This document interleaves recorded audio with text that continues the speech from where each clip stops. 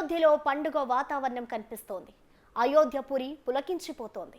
బాలరామ విగ్రహ ప్రతిష్టకు మరికొన్ని రోజులే ఉండడంతో మందిర ఏర్పాట్లు చకచకా పూర్తవుతున్నాయి. శ్రీరాముడి అనుగ్రహంతో ఎక్కడా లోటు రాకుండా కార్యక్రమాలు జరుగుతున్నాయి. మందిర నిర్మాణానికి అపార ధనరాశి సమకూరింది. భక్తులకు ఎక్కడా సమస్యలు తలెత్తకుండా ఏర్పాట్లు నడుస్తున్నాయి.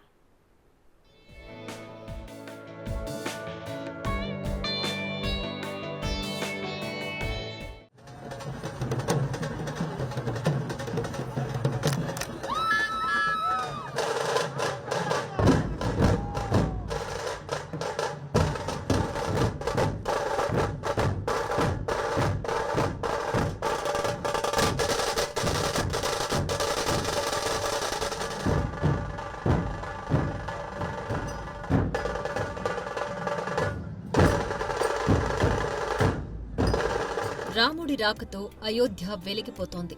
జనవరి 22న ప్రాణప్రతిష్ఠకు వారం ముందు నుంచే పూజా కార్యక్రమాలు జరగనున్నాయి. దీంతో శ్రీరామ జన్మభూమిలో ఆధ్యాత్మిక వాతావరణం రెట్టింపైంది. స్థానికంగా దుకాణాలు, దీపస్తంభాలు అన్నీ ఆధ్యాత్మిక కళను సంతరించుకుంటున్నాయి. అయోధ్య వీధుల్లోని దుకాణాలపై జై శ్రీరామ్ అంటూ స్వస్తిక్ గుర్తులతో కొత్త రంగులు వేసుకుంటున్నారు. షహదత్ గంజ్ నుంచి నయా ఘాట్ వరకు పునరుద్ధరించిన 13 కిలోమీటర్ల మార్గానికి రామ్ పథ్గా నామకరణం చేశారు. శ్రీరామ నామాలు ఉన్న ఫలకాలు, శంఖు చిత్రాలు, అయోధ్య ఆలయ నమూనాలను ఈ మార్గంలోని వ్యాపారులు అమ్ముతున్నారు.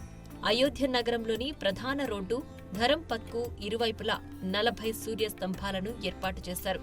30 అడుగుల ఎత్తు ఉన్న ఈ స్తంభాల శిఖర భాగాన సూర్యుడి ఆకారంలో అమర్చిన దీపాలు రాత్రివేళ కూడా కాంతులు వెదజల్లేలా ఏర్పాటు చేశారు.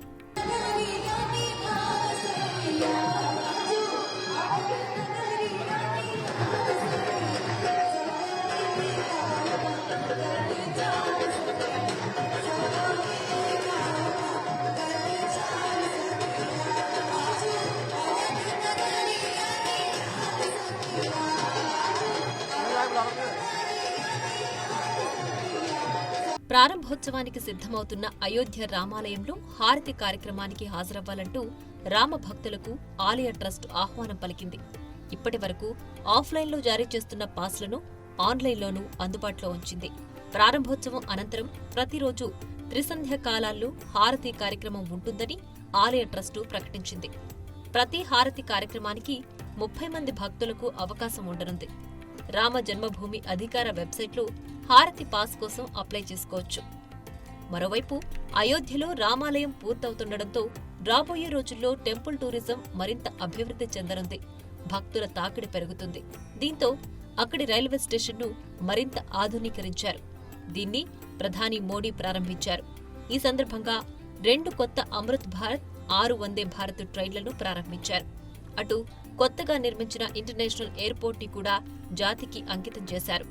వాల్మీకి ఎయిర్పోర్టుగా నామకరణం చేశారు. 15,000 కోట్లతో అయోధ్యలో అభివృద్ధి పనులు పూర్తి చేశారు.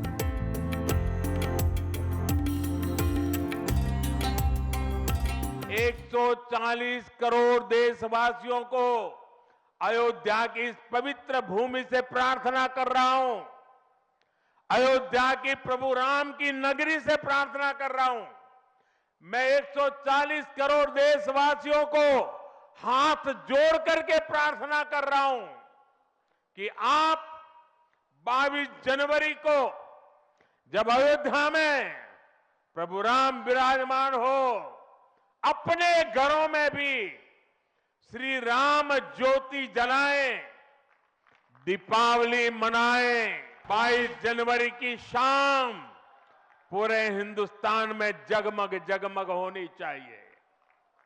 लेकिन साथ ही मेरे सभी देशवासियों से एक करबद्ध प्रार्थना और भी है। हर किसी की इच्छा है कि 22 जनवरी को होने वाले आयोजन का साक्षी बनने के लिए वो स्वयं अयोध्या आए। అయోధ్యలో తెల్లటి మకరాన పాలరాయితో నిర్మించిన గర్భగుడి సిద్ధమైంది. ఆలయం దీర్ఘ చతురస్రాకారంలో ఉంది. ప్రాంగణంలో మరో 7 గుడులు ఉంటాయి. సుమారు 22 లక్షల ఘనపు అడుగుల రాయితో ఆలయ నిర్మాణం చేపట్టారు.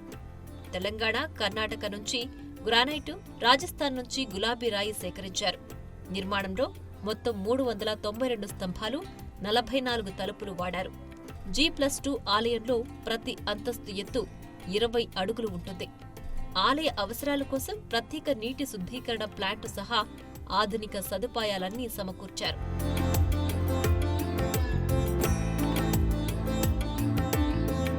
గర్భగుడిలో శ్రీరాముడి విగ్రహాన్ని బంగారు పూత పూసిన 8 అడుగుల ఎత్తు, 4 అడుగుల వెడల్పుతో ఉన్న పాలరాతి సింహాసనంపై ఏర్పాటు చేస్తారు.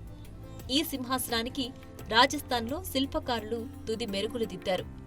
పరికర్మ మార్గ్ నిర్మాణం ఇప్పటికే పూర్తి కాగా ప్రస్తుతం గృహ మండపం పనులు తుది దశకు చేరుకున్నాయి. రామమందిర నిర్మాణం కోసం భక్తులు పెద్ద ఎత్తున ఇచ్చిన బంగారం, వెండి వస్తువులను ఒక ప్రముఖ సంస్థ ఆధ్వర్యంలో కరిగించి భద్రపరిచారు.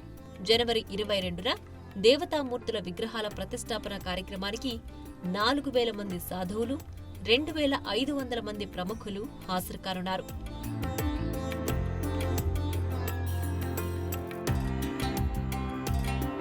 గుడి నిర్మాణానికి, భక్తులకు సౌకర్యాల కల్పనకు ఇప్పటి వరకు 900 కోట్లకు పైగా ఖర్చు చేశామని అయోధ్య ట్రస్ట్ చెప్పింది. ప్రపంచవ్యాప్తంగా ఉన్న భక్తులు ఇచ్చిన విరాళాలతో ట్రస్టుకు కుబేరుని ఆశీర్వాదం ఉందని, తమ వద్ద ఇంకా 3,000 కోట్లు మిగులు నిధులు ఉన్నట్లు ట్రస్టు ప్రకటించింది. అయోధ్యలో శ్రీరామ విగ్రహ ప్రాణప్రతిష్ఠ సమయంలో 12,000 నుంచి 15,000 మంది అయోధ్యలో బస చేసేందుకు వీలుగా ఆలయ ట్రస్టు ఏర్పాట్లు చేస్తోంది. విగ్రహాన్ని రామమందిరంలో ప్రతిష్ఠించేందుకు 7 రోజుల పాటు పలు కార్యక్రమాలు నిర్వహిస్తారు. ఈ కార్యక్రమాలు జనవరి 16న ప్రారంభమై ప్రతిష్టాపన జరిగే వరకు కొనసాగుతాయి. ఆ తరువాత 45 రోజుల పాటు మండల పూజలు జరుగుతాయి. జనవరి 16న పండితులతో సర్వ ప్రాయశ్చిత్త హోమం, దశవిధ స్నానం ఉంటుంది. అలాగే భక్తులు ఎప్పుడెప్పుడా అని ఎదురుచూస్తున్న రామ్లల్లా విగ్రహాన్ని జనవరి 17న ఊరేగిస్తారు. జనవరి 18న గణేష్, అంబిక, వరుణ వాస్తు పూజా కార్యక్రమాలు ఉంటాయి. జనవరి 19న అగ్ని స్థాపన, నవగ్రహ స్థాపన జరగనుంది. జనవరి 20న సరయూ నది పవిత్ర జలంతో ఆలయ గర్భగుడి సంప్రోక్షణ చేస్తారు. జనవరి 21న 125 కలశాలతో దివ్య స్నాన కార్యక్రమం, జనవరి 22న రాముడి విగ్రహ ప్రాణ ప్రతిష్ఠతో ముఖ్య కార్యక్రమాలు ముగుస్తాయి. అయోధ్య రామమందిర ప్రతిష్టాపన కార్యక్రమానికి పీఓకేలోని శారదాపీఠం ఆలయ ప్రాంగణంలోని సరస్సు నుంచి జలాన్ని సేవ్ శారదా కమిటీ కాశ్మీర్ బృందం తీసుకురానుంది.